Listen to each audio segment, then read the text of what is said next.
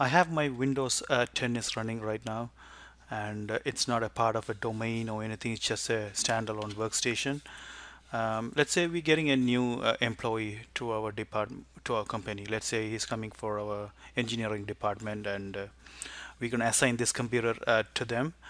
First of all, this computer, let's go and see the computer name of this computer. Right? There are many ways to go and see. I'm going to go by the easier way for me. I'm just click on the File Explorer and then right click on this PC and go into the properties of that. This will take you to the system information,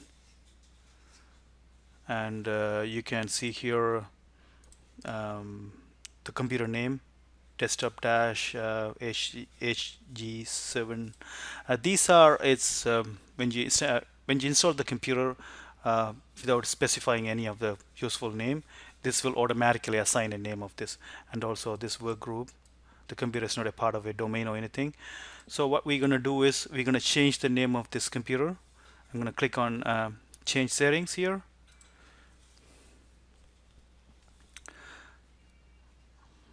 I clicked on change settings, and then computer description. This is for engineering department because we have this employee coming to work in our engineering department. So I'm going to put the description of this computer as engineering. So I'm going to click on change here, and then I'm going to change the name of this. As you can see, this computer name we're going to change the name to our coming the new employee. Let's say we're getting to our engineering department dot lar Patricia LR. And as you can see here, this is currently on work group. It's not a part of a domain, so we're going to join this workstation to be part of a domain. So I'm going to select the domain here. As you can see, our domain, what's our domain name? Let's go into the server here, click on the server manager. I'm going to open the server manager, and then I'm going to go into the tools, Active Directory users and computers, and we see our domain name is theory.local. So what I'm going to do is I'm going to go in here, enter theory.local, and then I'm going to say OK here. And this will ask for a username and password to change that to domain. So I'm gonna I set me as an IT administrator, so I have my users username and password. I'm gonna put that username and password. Let's say I'm the IT administrator setting this computer, so I'm gonna put the password here, and then I'm gonna say OK. And if everything is good, and then this should say welcome to the domain.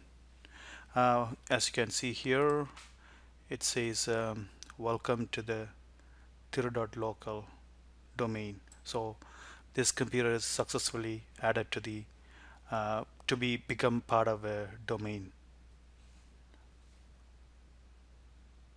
I'm going to say OK here on this, and then you must restart your computer to apply your changes. I'm going to say OK, and then apply.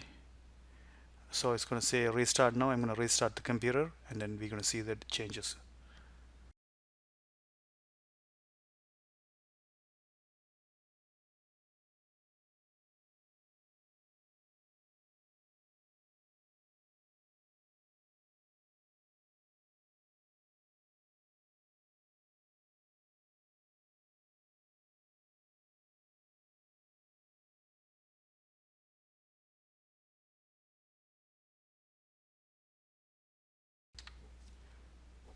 So the PC is up now.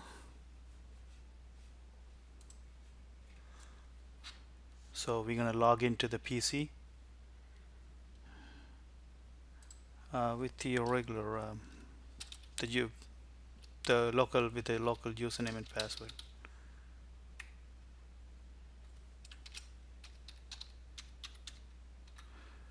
Log in.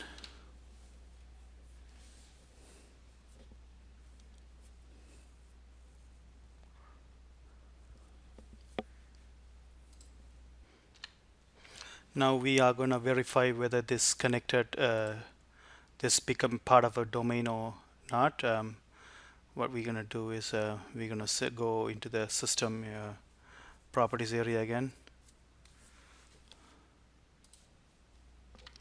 So what we're going to do is we're going to go at the same area again. We're going to click on the file explorer, right click on this PC, go into the properties.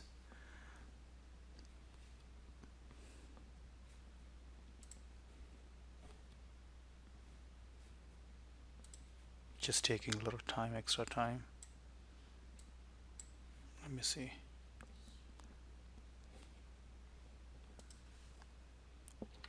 We are in that system information area, properties area, and you can see here the name we changed that to Patricia Lar, and the full computer name is patricia-lar.thiru.local, and our domain name is thiru.local. So it's become part of a domain,